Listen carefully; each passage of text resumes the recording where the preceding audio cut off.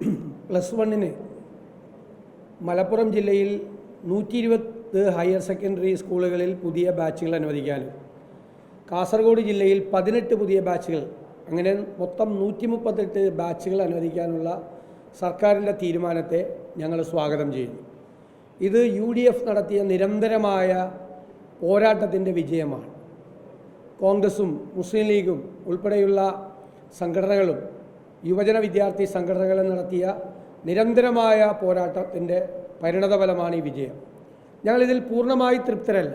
കാരണം മറ്റ് 2-3 ജില്ലകൾ, അതായത് ഏറ്റവും പ്രധാനമായി കോഴിക്കോട്, അതുപോലെ പാലക്കാട്, വയനാട് ജില്ലകളിൽ കൂടി ആവശ്യമായ ബാച്ചുകൾ അനുവദിക്കണം എന്നാണ് ഞങ്ങളുടെ ഡിമാൻഡ്. അവിടെയും ധാരാളം കുട്ടികൾക്ക് സീറ്റ് കിട്ടാതെ അവർക്ക് പുറത്തു നിൽക്കുന്നുണ്ട്. ഒരു കുട്ടി പോലും പഠിക്കാൻ അവസരം ഒരു കുട്ടിക്ക് പോലും നിഷേധിക്കപ്പെടരുത് എന്നാണ് ഞങ്ങളുടെ ആവശ്യം. ആ ജില്ലകളിൽ കൂടി ആവശ്യമായ ബാച്ചുകൾ അനുവദിക്കണം എന്ന് ഞങ്ങൾ സർക്കാരിനോട് ആവശ്യപ്പെടുകയാണ്. ഏകദേശം ഇതിനകത്തൊരു കാര്യം നിങ്ങൾ മനസ്സിലാക്കേണ്ടത്, ആദ്യം സർക്കാർ എടുത്ത നിലപാട് സീറ്റുകൾ ബാക്കി വരുമെന്ന്. 30% മാർജിനൽ ഇൻക്രീസ് കൊടുത്തിട്ടും പിന്നെയും മലപ്പുറം ജില്ലയിൽ 120 ബാച്ച് കൂടി അനുവദിക്കേണ്ടി വന്നു. ഈ 30% മാർജിനൽ ഇൻക്രീസൊക്കെ താൽക്കാലികമായ സംവിധാനമോ, ഇതൊന്നും ശാശ്വതമല്ല. ഞങ്ങൾ പറഞ്ഞതുപോലെ 40 പേരിരിക്കേണ്ട ക്ലാസ്സിൽ 65-75 പേരിരിക്കുകയാണ് ഇപ്പോൾ. ഈ 30% മാർജിനൽ ഇൻക്രീസ്, ഇപ്പോൾ സീറ്റ് ബാക്കി വരും എന്നാണ് സർക്കാർ ആദ്യം പറഞ്ഞത്, ഇല്ലേ? സീറ്റ് ബാക്കി വരും, എൻ്റെ ആവശ്യമില്ലെന്ന്.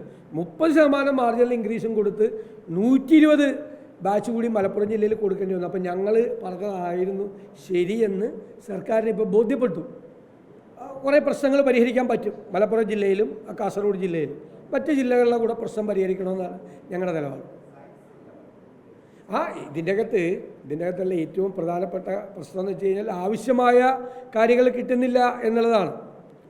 അപ്പോൾ ഹ്യൂമാനിറ്റീസ് കോമ്പിനേഷനും കോമേഴ്സ് കോമ്പിനേഷനും ഒക്കെയാണ് കൊടുത്തിരിക്കുന്നത്. ഇതൊക്കെ താൽക്കാലികമാണ് ഏർപ്പാട്. ലോങ് ടേമിൽ അടുത്ത വർഷം ഈ വിഷയം ഉണ്ടാകരുത്. സർക്കാർ മുൻകൂട്ടി പുതിയ ബാച്ചുകൾ അനുവദിക്കണം, പുതിയ ബാച്ചുകൾ, പുതിയ സീറ്റുകൾ കൂടണം. ഇത് 2-3 വർഷമായി നിരന്തരമായി ഞങ്ങൾ നിയമസഭ കൂടുമ്പോഴും പ്രശ്നം പറഞ്ഞുകൊണ്ടിരിക്കുകയാണ്. യഥാർത്ഥത്തിൽ അടുത്ത വർഷം ഇതിന് ശാശ്വതമായ പരിഹാരം ഉണ്ടാകണം. സയൻസ് ബാച്ച് ഉൾപ്പെടെയുള്ള കാര്യങ്ങൾ ചെയ്യണം. ഇതിപ്പോൾ പല സ്ഥലത്തും സയൻസ് ബാച്ചൊന്നും തുടങ്ങാനുള്ള ഗവൺമെൻറ് സ്കൂളുകളിൽ എന്ത് സംവിധാനമുള്ളത്? അപ്പോൾ ലാഭമൊക്കെ വേണ്ടേ?